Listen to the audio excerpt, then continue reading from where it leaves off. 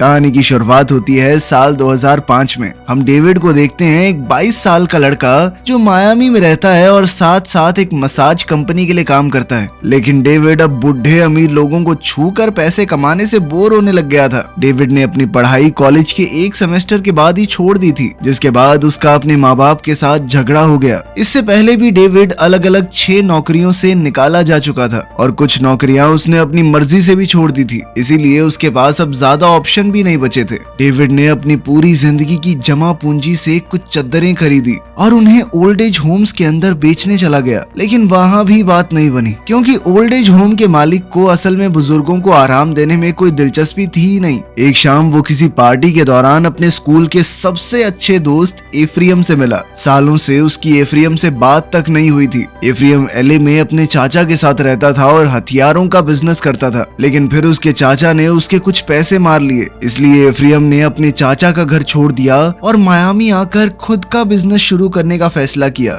जिसका नाम था AEY। एक साथ गाड़ी में घूमते हुए वो हरा सामान खरीदने के लिए निकले, लेकिन एफ्रियम को उसके डीलर के घर के बाहर घूम रहे कुछ गुंडों ने बेवकूफ बना दिया और उसके पैसे छीन लिए। गुंडों को सबक सिखाने के लिए एफ्रियम ने अपनी गाड़ी की डिग्गी से मशीन गन निकाली और आसमान की तरफ ताबड़तोड़ गोलियां चलाने लगा, जिससे गुंडे डर कर वहाँ से भाग गए। मगर इस बात का डेविड पर गहरा असर पड़ा, क्योंकि वो लोगों के मुंह से बार बार अपनी बेइज्जती सुनकर थक चुका था और उसे वो लोग अच्छे लगते थे जिनके अंदर खुद के लिए खड़े होने का गुदा हो। अगले दिन डेविड एफ्रियम के ऑफिस चला गया और उसे काम करता देख तो डेविड की नजरों में उसके लिए इज्जत और ज्यादा बढ़ गई। एफ्रियम एक आर्मी ऑफिसर बनकर किसी से बात कर रहा था। ये दिखावा दरअसल इसलिए था ताकि वो पता लगा सके कि उसके कंपटीशन में लोग कौन से कॉन्ट्रैक्ट के पीछे पड़े हुए हैं, क्योंकि एफ्रियम सिर्फ इंटरनेट पर बंदूकें नहीं बेचता, बल्कि वो यूएसए की सरकार को भी बेचता है। एफ्रियम ने डेविड को बताया कि सरकार को बेचने में ही असली पैसा है, और क्योंकि डेविड उसका दोस्त है तो एफ्रियम उसे सब कुछ दिखाने भी लगा कि ये सब कुछ कैसे काम करता है। सरकार की वेबसाइट पर एफ्रियम ने बताया कि ये जो बड़ी बड़ी डील है ना, इनके अंदर नहीं घुसता मैं। ये कॉन्ट्रैक्ट बड़ी बड़ी कंपनियों को ही मिलते हैं, मैं जाता हूँ छोटी मछली के पीछे, और यहाँ पे छोटी डील्स भी करोड़ों की होती हैं और मुनाफा भी बहुत होता है इसमें। फिर एफ्रियम के साथ लंच करने के बाद डेविड घर लौट आया और तभी उसे पता चला कि उसकी बीवी लिज प्रेग्नेंट है। ये खबर सुनते ही वो घबरा सा गया, सोचने लगा कि मैं आने वाले बच्चे का खर्चा कैसे उठाऊंगा। इसके बाद जब डेविड फिर से अपने दोस्त एफ्रियम से मिला तो एफ्रियम ने आगे से कह दिया कि भाई मेरे साथ काम करेगा। डेविड पहले तो सोचने लगा कि यार इस बिजनेस से तो थोड़ा दूर ही रहना चाहिए, मैं नहीं चाहता मेरी वजह से किसी की जान चली जाए। लेकिन एफ्रियम ने उसे अपनी मीठी मीठी बातों में फंसाकर मना लिया और किसी तरह ये यकीन दिलाया कि हमारा ये काम करना किसी जंग को बढ़ावा देना थोड़ी है, और डेविड उसकी बातें मान भी गया। फिर घर जाकर डेविड ने लिज को झूठ बोल दिया कि हम आर्मी को बेडशीट बेचने वाले हैं, इसलिए लिज डेविड के इस नए काम से पूरी तरह खुश हो गई। अगले 6 हफ्तों तक डेविड हथियारों के बिजनेस के बारे में सब कुछ सीखने लगा। डेविड ने सरकार की वेबसाइट पर नजरअंदाज की हुई अच्छी डील्स भी ढूंढी और ईस्टर्न यूरोप में जो लोग हथियार बनाते हैं उनसे बात करने लगा। इस तरह के लोगों को वॉर डॉग्स कहा जाता है, जो जंग के जरिए पैसे कमाते हैं बिना किसी भी मैदान जंग में कदम रखे। एफ्रियम का एक छुपा हुआ पार्टनर भी है, राल्फ शत्स्की, जो मायामी में 14 लॉन्ड्री शॉप्स का मालिक है और एक लोकल बिजनेसमैन भी। राल्फ का काम है एफ्रियन को हथियारों के लिए पैसे देना और बदले में कंपनी का 25% हिस्सा है उसके पास। लेकिन राल्फ को जो 25% मिलता है वो असल में उतना है नहीं, क्योंकि वो लोग इससे काफी ज्यादा पैसे कमाते हैं। साथ ही राल्फ एक पक्का जूइश है। उसे लगता था कि एफ्रियम भी उसके जैसा है, वो कभी इजराइल के दुश्मनों को बंदूक नहीं बेचेगा। लेकिन एफ्रियम हर उस इंसान को बेचता था जिसे बंदूक चाहिए, उसे कोई मतलब नहीं था कौन किसकी तरफ है। खैर, जितना ज्यादा समय डेविड इस बिजनेस में बिताने लगा उतना ही बेहतर होता चला गया वो। और तो और उसने हेनरी नाम के एक बहुत बड़े सप्लायर से भी कांटेक्ट कर लिया, जिसे लोग पिछले 20 सालों से हथियारों का सबसे बेस्ट सप्लायर मानते हैं। फिर एक रात बार में थोड़ा ज्यादा पीने के बाद एफ्रियम ने एक गलत लड़की पर लाइन मार दी और लड़की के बॉयफ्रेंड ने एफ्रियम को बढ़िया मुक्का दिया। फिर दोनों एक रेस्टोरेंट में खाना खाने लगे और तभी उन्हें फोन आया कि उन्हें बेरिटा पिस्टल का कॉन्ट्रैक्ट मिल गया है, जिसमें उन्हें बगदाद में इराकी पुलिस को कई हजार बेरिटा पिस्टल सप्लाई करनी होंगी।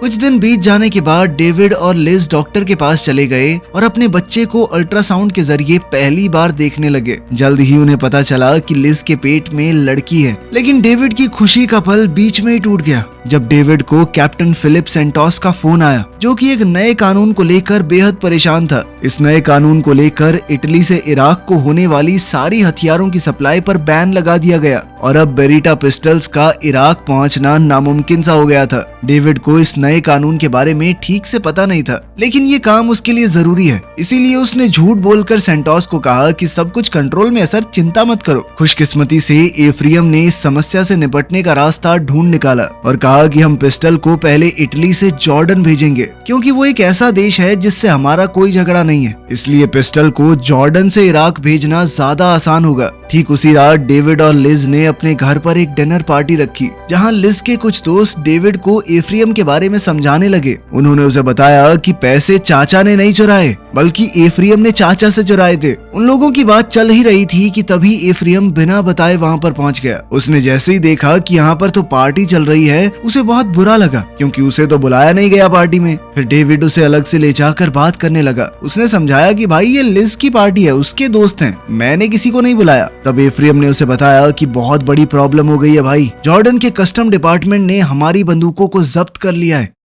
दूसरी ओर कैप्टन सेंटोस को भी ये बात पता चल गई थी और वो उन्हें कॉल करके इस घटना पर जवाब मांगने लगा। साथ ही धमकी भी दी कि अगर डिलीवरी नहीं हुई ना तो मैं तुम लोगों को बैन करवा दूंगा सरकार से, ब्लैकलिस्ट हो जाओगे, कभी दोबारा काम नहीं मिलेगा। अब दोनों के सर पर तलवार लटक रही थी, तो उन्हें जल्द से जल्द कोई सोल्यूशन निकालना पड़ेगा। उनकी इस बातचीत को लिज ने सुन लिया। वो घबरा गई जब उसे आखिरकार पता चला कि उसका पति हथियारों का डीलर है। उसने गुस्से गुस्से में डेविड से कह दिया कि मुझे तुम्हारे ऊपर भरोसा नहीं है, तुमने झूठ बोला है मुझे। लेकिन बदकिस्मती से डेविड के पास लिज को और कुछ समझाने का टाइम नहीं था, क्योंकि उसे और एफ्रियम को तुरंत जॉर्डन के लिए रवाना होना पड़ेगा। लेकिन वहां पहुंचने पर उन्हें एम्बेसी से कोई मदद नहीं मिली, क्योंकि जिस प्लेन में हथियार थे वो सरकारी रूल्स के हिसाब से तो एक्सपायर हो चुका है। इसीलिए लोकल्स को रिश्वत देकर अपना सामान छुड़वाने के बाद उन्होंने मालबोरो नाम के एक ड्राइवर से सौदा किया। उसे लोग देश का सबसे बेहतरीन स्मगलर मानते हैं। अब मालबोरो को उन्हें इराक तक ले जाना होगा ताकि वो खुद जाकर बंदूकों की डिलीवरी कर सकें। लेकिन डेविड इस सफर की सुरक्षा को लेकर परेशान होने लग गया। लेकिन एफ्रियम ने उसे समझाया कि ये काम जल्दी खत्म हो जाएगा और सुबह तक हम वहाँ पहुँच जाएंगे।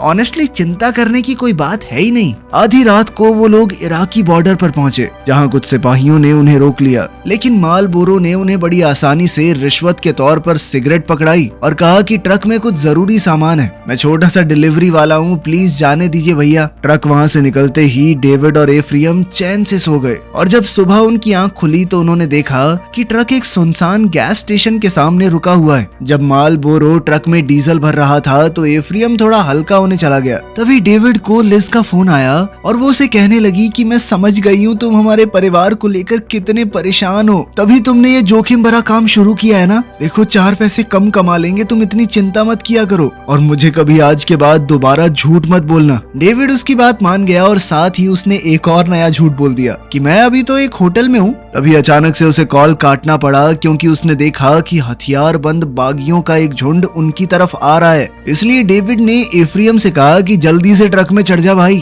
उसने ट्रक को जल्दी से स्टार्ट किया, लेकिन डीजल कम होने की वजह से ट्रक ज्यादा दूर नहीं जा पाएगा। उनके पास मालबोरो के लिए रुकने का वक्त भी नहीं था, इसीलिए उन्होंने कहा कि दौड़ते हुए जल्दी से आजा। जैसे तैसे मालबोरो भी ट्रक में चढ़ गया और उसने गैस को दोबारा ट्रक में भर दिया। तभी बागियों ने उन पर गोलियां चलाना शुरू कर दिया और एक पल के लिए तीनों को लगा कि आज तो नहीं बच पाएंगे। लेकिन खुशकिस्मती से अमेरिकन आर्मी के अचानक आने की वजह से वो लोग बच गए। फिर आखिरकार वो बिना किसी और दिक्कत के मिलिट्री बेस तक पहुंच ही गए और कैप्टन सेंटोस उन्हें देखकर बहुत खुश हुआ, क्योंकि यहाँ तक पहुंच पाना ऐसा था कि कोई मौत का सफर तय करके आया हो। लेकिन वो लोग यहाँ पर सही सलामत पहुंच गए। फिर सामान के साथ कुछ सेल्फीज लेने के बाद उन्हें पेमेंट मिल गई और फिर कुछ सिपाहियों ने सुरक्षा के साथ उन्हें एयरपोर्ट तक पहुंचा दिया ताकि वो सही सलामत बगदाद से निकल पाएं। इस डील ने उन्हें बहुत सारा पैसा तो कमा कर दिया ही, लेकिन साथ साथ उनकी कंपनी का नाम भी मशहूर हो गया। इसीलिए अब उनकी कंपनी और तेजी से आगे बढ़ने लगी। हर महीने उन्हें और ज्यादा पैसे मिलने लगे। उन्होंने 2 एक जैसी दिखने वाली महंगी गाड़ियां खरीदी और फिर एक ही बिल्डिंग में 2 आलीशान घर भी ले लिए। डेविड ने जो चद्दर खरीदी थी ओल्ड एज होम्स में बेचने के लिए, दोनों ने मिलकर उन्हें जला दिया। ये एक तरह से उनका पुरानी जिंदगी को टाटा बाय बाय करने का तरीका था। रैल्फ अपने हिस्से का बढ़ा हुआ पैसा देखकर इतना खुश हुआ कि उसने अपनी इन्वेस्टमेंट की रकम और ज्यादा बढ़ा दी, जिस वजह से उन्हें कंपनी को और बड़ा करने का मौका मिल गया। अब उन्होंने बहुत सारे लोगों को काम पर रख लिया जो नई नई डील्स ढूंढेंगे। इसी बहाने डेविड को अपनी छोटी बच्ची के साथ और ज्यादा वक्त बिताने का मौका मिल जाता। हालांकि दिन ब दिन मिलती तरक्की ने एफ्रियम के शरीर और दिमाग पर बुरा असर डालना शुरू कर दिया। फिर एक रात डेविड को पता चला कि आर्मी ने एक नई डील पोस्ट की है जो कि बाद में अफगान डील के नाम से मशहूर हो गई। एक बहुत ही बड़ा ऑर्डर जिसमें पागल कर देने वाले आंकड़े शामिल थे, जैसे 10 करोड़ AK-47 की गोलियां, 20 लाख बंदूकें वगैरह वगैरह। ये डील उनके लिए एक जबरदस्त मौका हो सकता था, इसीलिए उन्होंने नेवाडा जाने का फैसला किया। वहाँ पर एक तरह से हथियारों का एक्सपो लगता है। लोग अपने नए नए तरीकों से बनाए हुए हथियारों को दिखाने आते हैं वहाँ पर। लेकिन बदकिस्मती से उनका ये प्लान फेल हो गया। उन्होंने हिसाब लगाया कि चाहे वो जितनी मर्जी बड़ी डील क्यों ना कर ले, फिर भी वो इतनी क्वांटिटी को संभाल नहीं पाएंगे, क्योंकि उनकी कंपनी छोटी है। वो दुनिया भर के इतने सारे अलग अलग हथियार बनाने वालों से कैसे कॉन्ट्रैक्ट कर पाएंगे। बाद में जब डेविड एक कसिनो में पत्ते खेल कर अपनी हार का दुख भुलाने की कोशिश कर रहा था, तभी उसके पास हेनरी जेरार्ड आ गया, जिसे लोग हथियारों के कारोबार का बादशाह समझते हैं। तभी डेविड एफ्रियम को लेने चला गया और दोनों हेनरी से एक रेस्टोरेंट में डिनर पर मिले ताकि इस बेहतरीन डील को लेकर बातचीत कर सकें। हेनरी ने कहा कि मैं इस ऑर्डर को पूरा कर सकता हूँ क्योंकि उसके अल्बेनिया में कुछ खास लिंक है। एक ऐसा देश जो सालों तक पश्चिमी देशों पर हमला करने की तैयारी करता रहा लेकिन कभी कर ही नहीं पाया। इसीलिए अब उनके पास लाखों ऐसे हथियार हैं जिनका कभी इस्तेमाल ही नहीं हुआ। इसीलिए अब वो उन हथियारों को बेचकर उनसे छुटकारा पाना चाहते हैं। हेनरी ने कहा कि मैं उन हथियारों को सस्ते में दिलवा सकता हूँ, क्योंकि वैसे भी अगर ये नहीं बिके तो कबाड़ में जाएंगे। इस डील का पूरा होना किसी सपने के पूरे होने जैसा होगा। इसलिए एफ्रियम ने सोचा कि हेनरी खुद इस डील के लिए आगे क्यों नहीं आ रहा। तभी हेनरी ने बताया कि मेरे ऊपर US गवर्नमेंट ने बहुत सारी सैंक्शन लगा रखी हैं। सरकार को लगता है कि मैं आतंकवादियों से मिला हुआ हूँ। इस बात ने डेविड को थोड़ा डरा दिया, क्योंकि वो ऐसे इंसान के साथ काम नहीं करना चाहता। लेकिन एफ्रियम, जिसे बस पैसे दिख रहे थे, वो डेविड को समझाने लगा कि भाई गलत शक भी हो जाता है लोगों के ऊपर, जरूरी थोड़ी है भाई आतंकवादियों से मिला हुआ है। उसकी बातों में आकर आखिरकार डेविड ने भी डील के लिए हाँ कर दी। फिर कुछ दिन बाद दोनों अल्बेनिया के लिए उड़ गए ताकि वो हथियारों को अच्छे से जांच पाएं। वहाँ पर उन्हें बशकिम नाम का एक आदमी ड्राइवर के तौर पर दिया गया। जब वो गोडाउन तक पहुँचे तो उन्होंने गोलियों की काबिलियत को जांचना शुरू किया। इतनी पुरानी होने के बावजूद भी गोलियां अच्छे से अपना असर दिखा रही थी। इसीलिए वो दोनों मायामी उड़कर आ गए और उन्होंने गोलियां खरीदने के लिए वेबसाइट पर बोली लगा दी। जवाब आते आते 5 महीने लग गए, लेकिन खुशकिस्मती से उन्हें डील मिल गई। लेकिन इतने बड़े काम को शुरू करने से पहले कंपनी को सरकार अच्छे से जांचती परखती है। इसीलिए डेविड और एफ्रियम ने कंपनी का आज तक का पेपर वर्क और हिसाब किताब, जो उन्होंने कभी किया ही नहीं था, सब कुछ झूठे तरीके से तैयार करवाना शुरू किया। 2 हफ्तों बाद वो रॉक आइलैंड चले गए ताकि US मिलिट्री के उन ऑफिसर्स से मिल पाएं जिनकी निगरानी में आर्मी के सारे सामान की खरीद होती है। लेकिन दोनों इतने घबराए हुए थे कि बिल्डिंग में घुसने से पहले ही हरी घास फूंक कर गए ताकि खुद को शांत रख पाएं। लेकिन मीटिंग बढ़िया हो गई। उनके तैयार किए हुए नकली कागजों को भी हरी झंडी मिल गई। लेकिन एफ्रियम फिर भी गुस्से से भर गया, क्योंकि उसे पता चला था कि उन्हें इस डील के लिए इसलिए चुना गया क्योंकि उन्होंने बाकियों के मुकाबले बहुत कम दाम लगाया है। मतलब कि वो लोग $5 करोड़ और मांग सकते थे। जब डेविड ने घर लौटकर लिज को बताया कि मैं 1 महीने के लिए अल्बेनिया जा रहा हूँ, तो लिज ने उसकी उम्मीद से बेहतर जवाब दिया, क्योंकि वो खुद भी उनकी बेटी के साथ अपनी माँ के घर जाने वाली थी। डेविड ने कहा कि मम्मी के पास क्यों जा रही हो? इस पर लिज ने डेविड को उसकी इराक वाली तस्वीरें दिखाई। लिज बहुत ज्यादा गुस्से में थी क्योंकि डेविड ने उसे झूठ बोला था। उसे शांत करने की कोशिश में डेविड कसम खाने लगा कि ये आखिरी बार है, इसके बाद कभी झूठ नहीं बोलूंगा। लेकिन इस पर लिज ने उसे बताया कि मुझे एक और चीज के बारे में पता लग चुका है। मुझे कुछ पैसे के बंडल मिले थे जो तुमने सिंक के नीचे छुपा कर रखे थे बिना मुझे बताए। अब पानी लिज के सर से ऊपर जा चुका था। डेविड ने झूठ बोलने की सारी हदें पार कर दी थी उसके हिसाब से। इसीलिए अब लिज उनकी बेटी को लेकर वहाँ से चली गई। अल्बेनिया जाने से पहले एफ्रियम ने डेविड को कंपनी के लिए इतना कुछ कुर्बान करने के लिए शुक्रिया कहा और उसके बदले में उसे एक सोने का ग्रेनेड बॉम्ब दिया। तभी डेविड ने उसे पार्टनरशिप एग्रीमेंट दिखाया। जिसे डेविड ने खुद लिखा था ताकि दोनों उस पर साइन कर सकें और सब कुछ दोनों के हाथों में रहे। साइन होने के बाद डेविड ने एग्रीमेंट को टेबल के अंदर रख दिया। हालांकि एफ्रेम ज्यादा खुश नहीं लग रहा था। अल्बेनिया पहुंचने पर डेविड को फिर से बाशकिम मिला उनके ड्राइवर के तौर पर। वो लिज को बार बार फोन करने की कोशिश करता रहा, लेकिन लिज उसके फोन का जवाब नहीं दे रही थी। जब सामान को ट्रक में लोड करके ले जाने की तैयारी हो रही थी, उसी वक्त डेविड को पता चला कि उनके साथ धोखा हुआ है। ये सारी गोलियां तो असल में चाइनीज हैं और यूएस की सरकार ने इन गोलियों पर बैन लगा रखा है। इस मसले के बारे में एफ्रेम को बताने के बाद दोनों ने सीधा हेनरी को फोन किया, लेकिन हेनरी कहने लगा कि अब तो ये तुम्हारी सिरदर्दी है भाई, तुम्हें खरीदने से पहले सारी गोलियां चेक करनी चाहिए थी। अब डेविड अल्बेनिया में बुरी तरह फंस गया था। अब वो ईस्टर्न यूरोप के अलग अलग डीलर्स को ढूंढने की कोशिश करने लगा। कुछ दिन बाद एफ्रेम उनके होटल में पहुंचा और कहने लगा कि मेरे पास एक आइडिया है, हम गोलियों को दोबारा पैक करेंगे लेकिन किसी और डब्बे के अंदर। यूएस की सरकार को कभी पता नहीं चलेगा कि ये गोलियां कौन से देश की हैं और फायर बोर्ड से बने डब्बों का इस्तेमाल करके हम काफी पैसे बचा सकते हैं। ये गैर कानूनी तो होगा, लेकिन इस डील में इतने ज्यादा पैसे हैं कि हम इसे छोड़ नहीं सकते। इसके बाद बाशकिम ने उन्हें अपने एक दोस्त से मिलवाया जिसका नाम है एनवर, जो कि एक पैकेजिंग कंपनी का मालिक भी है। उन्होंने एनवर को चाइनीज प्रॉब्लम के बारे में नहीं बताया, सिर्फ ये कहा कि वो अपने सामान का वेट कम करना चाहते हैं। एनवर ने इस काम के लिए $1 लाख मांग लिए, जो उनके लिए डील बचाने और एक्स्ट्रा पैसे कमाने के सामने एक बहुत छोटी रकम थी। फिर 8 दिसंबर 2007 को उन्होंने अफगानिस्तान में आर्मी को पहले 50 लाख गोलियां बिना किसी दिक्कत के पहुंचा दी। कुछ दिनों बाद क्रिसमस के दिन लिज ने डेविड को वीडियो कॉल पर अपनी बच्ची को देखने दिया, लेकिन ये उसके साथ होने वाली आखिरी अच्छी चीज बन गई, क्योंकि अब उनकी जिंदगी में जबरदस्त ट्विस्ट आने वाला था। उसी रात एफ्रेम ने यूएस ऑफिशियल्स को कॉल करके बताया कि हेनरी ने गोलियों को 4 गुना ज्यादा दाम पर आगे बेचा है और अब मैं उसे इस डील से बाहर करना चाहता हूँ, क्योंकि उसका इरादा हमें चूना लगाने का था। डेविड तुरंत उसे रोकने की कोशिश करने लगा, क्योंकि हेनरी ऐसा आदमी नहीं है जिससे पंगा लिया जाए। डेविड ने सोचा कि वैसे भी हम बहुत ज्यादा पैसे कमा रहे हैं, इसलिए एफ्रेम पूरे ऑपरेशन को खतरे में डाल रहा है। डेविड ने कहा कि मैं अल्बेनिया में पूरे परिवार से दूर रहकर मेहनत कर रहा हूँ यहाँ पे, जबकि तू यूएसए में आराम काट रहा है। कभी कभी तो मुझे लगता है कि हम पार्टनर्स हैं ही नहीं, तुम बॉस हो और मैं तुम्हारा नौकर। ये सुनकर एफ्रेम कहने लगा कि भाई मैं तेरी बात समझ गया, मैं प्रॉमिस करता हूँ कुछ नहीं करूंगा। तभी उसने डेविड की टेबल से वो साइन किया हुआ एग्रीमेंट चुरा लिया। साथ ही उसने डेविड से किया हुआ वादा भी नहीं निभाया, क्योंकि कुछ दिन बाद नए साल 2008 की शुरुआत होते ही डेविड को उसके कमरे से किडनैप करके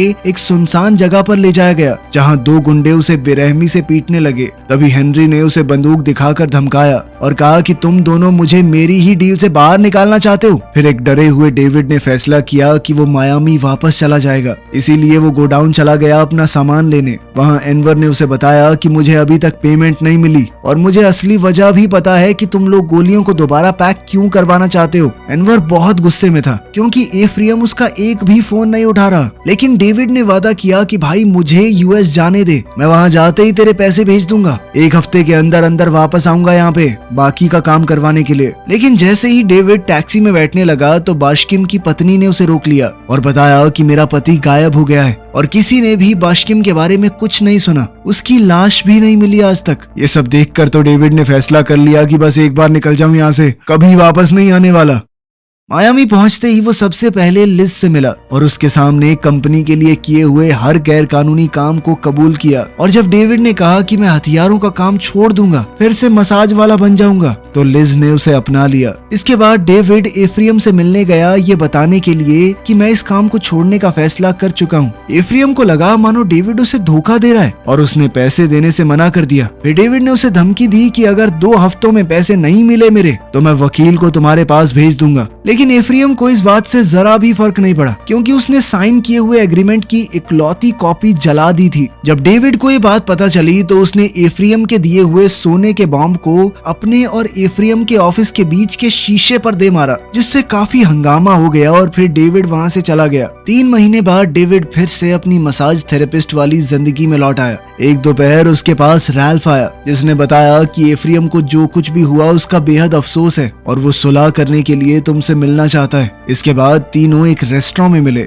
वहाँ एफ्रियम ने माफी मांगते हुए कहा कि मैं तुम्हें 2 करोड़ दे दूंगा। ये सुनकर डेविड को मजाक जैसा लगा, उसे अपनी बेइज्जती लगी, उसे बहुत गुस्सा आया और अब वो राल्फ को उन सभी गैर कानूनी कामों के बारे में बताने लगा जो उन्होंने उसके दिए हुए पैसों से किए थे और किस तरह वो उसे जितना कमाते थे उससे बहुत कम पैसे दिया करते थे। डेविड ने कहा कि मेरे लैपटॉप में सारे सबूत हैं, इसीलिए अगर मैं चाहूँ तो आसानी से एफ्रियम को सड़क पर ला सकता हूँ। लेकिन एफ्रियम को अभी भी ज्यादा फर्क नहीं पड़ा, क्योंकि अगर उसका नाम सामने आया तो डेविड का भी तो आएगा, क्योंकि कंपनी के सारे कागजों पर उसका भी नाम है। और फिर ये मीटिंग बिना किसी समझौते के खत्म हो गई। थोड़ी देर बाद डेविड को न्यूयॉर्क टाइम्स से फोन आया। वो उसके साथ एक इंटरव्यू करना चाहते थे, चाइनीज गोलियां जो दोबारा पैक की गई थी उनके बारे में। लेकिन डेविड ने कहा कि मुझे इस बारे में कुछ नहीं पता और फोन काट दिया। लेकिन अब डेविड परेशान होने लग गया, क्योंकि इसका मतलब था कि जानकारी बाहर आ चुकी है और अब तो वो भी मुसीबत में पड़ जाएगा। लिज से ये वादा करने के बाद कि वो लॉयर को फोन करेगा, डेविड को लिफ्ट में एफ्रियम मिल गया,